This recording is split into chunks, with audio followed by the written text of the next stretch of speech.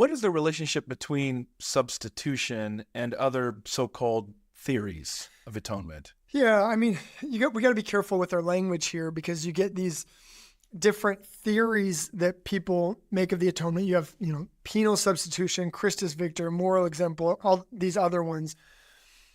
One of the things I say in the book is I think the theory approach is off. It's not even a good way of starting the conversation. Is it because it just makes it feel like you can just pick and choose which theory you prefer or which one resonates with you? Well, the reason that this came about was nobody used theory language for atonement until the mid-1800s. And I mean, before that, nobody's saying there's this theory and nothing else is true outside of it. And you have to choose these mutually exclusive ideas. What you have happening in the 1800s in the development of the universities in light of the Enlightenment, you have religion departments and Christians trying to fit in university systems and borrowing language from other fields, and they start talking about theories of atonement. And then what happens over time is you have these pendulum swinging debates of Jesus died to satisfy the wrath of God. No, he didn't. He died to defeat the devil. And then it ends up being this either or, where Scripture presents a both and. So that's where the theory approach in general, I just don't even think is helpful. It invites us to choose between biblical truths where we should be embracing the tension of those truths. So what I prefer to do is talk about dimensions of the atonement. You have victory, you have satisfaction, you have all the adoption, healing, and then to be able to say substitution is not just another dimension of what Christ accomplished. It's at the center that gives meaning. It's the how of all that he accomplishes in all of those various dimensions. So substitution isn't just another aspect.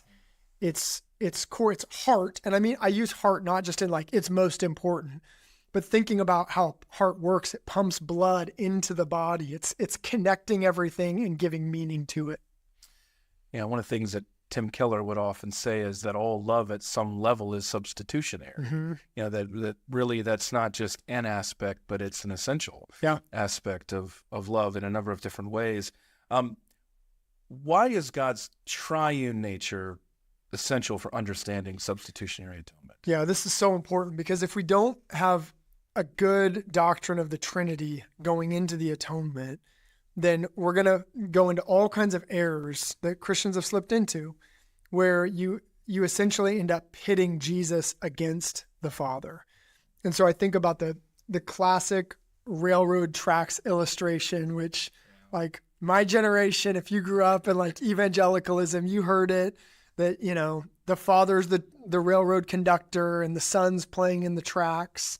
And he looks down and this train's coming. So he has to make the decision, do I shift the gears and sacrifice my son to save all the people, or do I let the train go off the tracks and save my son? And so he sacrifices his son to save the people.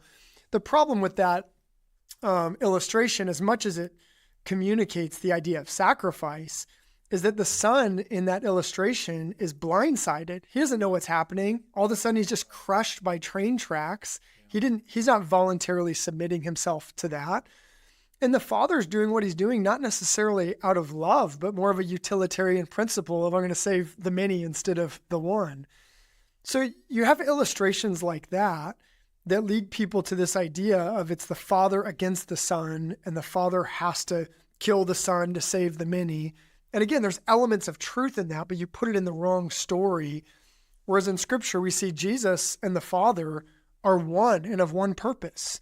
And Jesus isn't blindsided. He's voluntarily submitting himself out of love to save people.